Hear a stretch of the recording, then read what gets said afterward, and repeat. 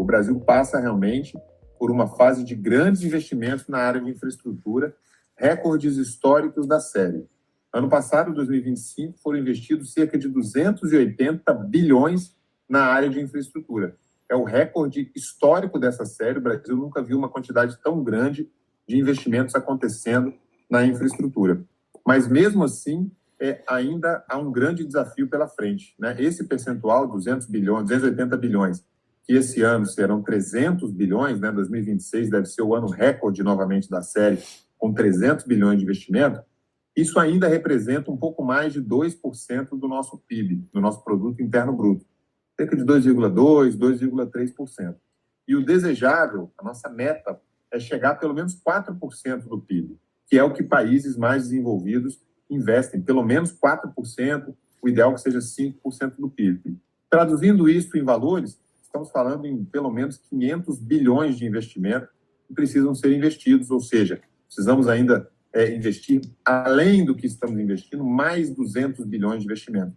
É um desafio muito grande que temos pela frente e, para isso, precisamos modernizar o nosso marco legal. Existe um projeto em andamento de modernização no Congresso Nacional das leis de concessão e da lei de PPP. São leis já bastante antigas, que funcionam bem, mas estão muito defasadas. E para viabilizar esse novo desafio aí de chegarmos a 500 bilhões de investimento, cerca de 4% do nosso PIB, nós vamos precisar modernizar, teremos que modernizar esse marco legal. Isso está bem encaminhado no Congresso Nacional, já na reta final, para ser aprovado pelo Senado Federal, talvez aí nas próximas semanas, nos próximos meses. O Brasil tem uma legislação muito consolidada com relação a concessões e PPPs, um marco legal de concessões e PPPs que já existe, né, há quase 30 anos. Aí, né? A lei de concessões tem 30 anos de existência e a lei de PPP cerca de 20 anos de existência. Então, assim, é inegável, né, os benefícios que essas leis trouxeram para a atração desses investimentos e para a realização e fomento da infraestrutura do nosso país. Porém, de lá para cá, muita coisa mudou, né? Nós temos hoje tecnologias de ponta, temos a questão da inteligência artificial, da superconectividade, né? Todo mundo hoje conectado por meio de um celular, né? Com todos os aplicativos de mobilidade que verificam tráfego, trânsito, carros, caminhões, veículos, tudo isso, o mundo, né? Super conectado, com muitas tecnologias. A gente já fala em transações com veículos autônomos, a gente já fala em coisas eletrônicas, por exemplo, para poder fazer pesagem de caminhões, controle de tráfego, uma série de tecnologias, e isso tudo precisa ser refletido na nossa legislação.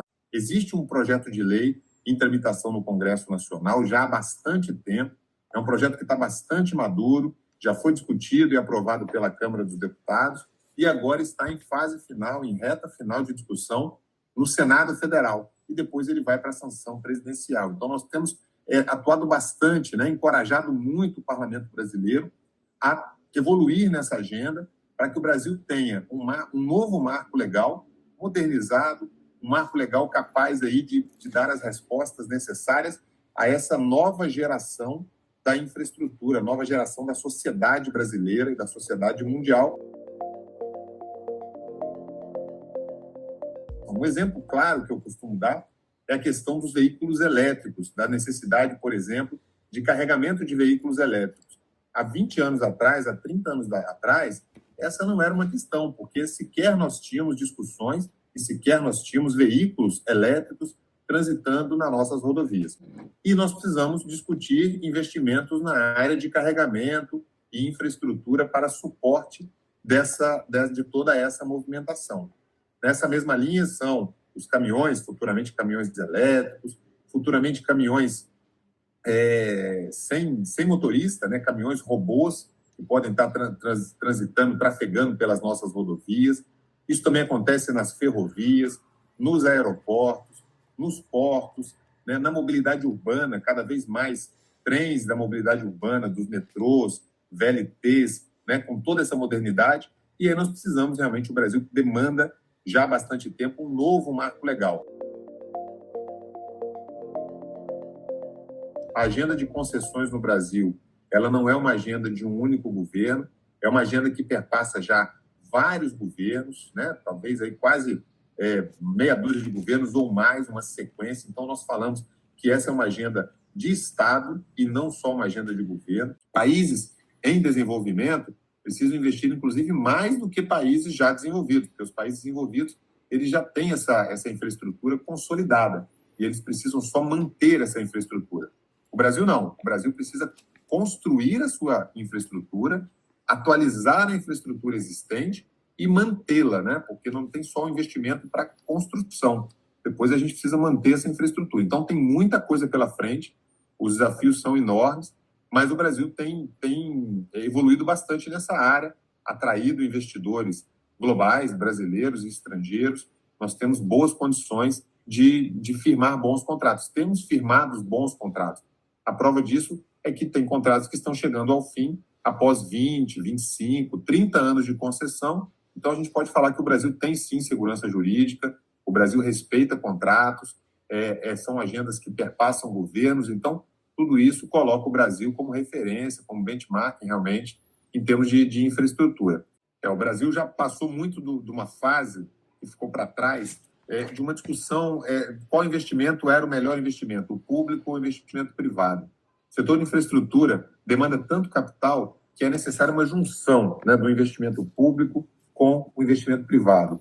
Não é um ou outro, é um e outro, né? A gente tem que somar esses dois investimentos para poder fazer frente aí aos desafios logísticos que o país tem.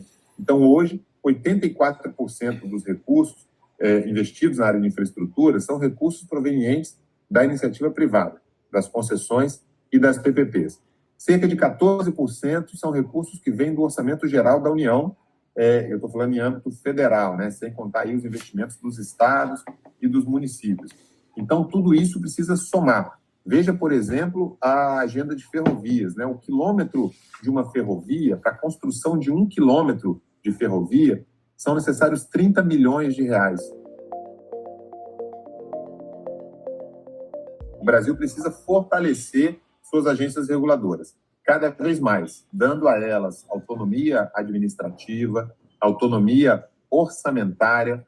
Recentemente, nós vimos aí alguns cortes de orçamento das agências, o que é terrível para o setor de infraestrutura, porque o setor depende, né, da atuação das agências reguladoras, do dia a dia das agências, porque são elas que administram os contratos, são elas que fiscalizam as obras, são elas que fiscalizam a prestação do serviço ao usuário, né, os compromissos contratuais assumidos.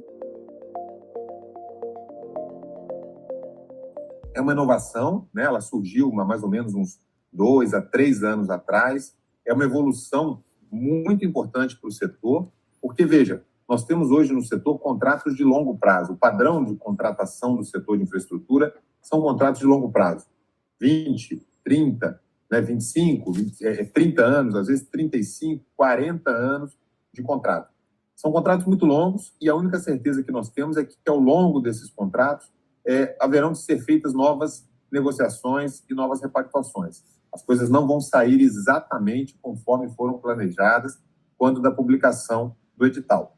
O mundo é dinâmico, né? As demandas elas aparecem e desaparecem, às vezes você acha que vai para um lado, mas acaba indo para outro. A vida é assim que acontece. Então, como um casamento de longo prazo, né? É uma vida inteira, um contrato de concessão que tem entre o regulado e o regulador, esses consensualismos são necessários.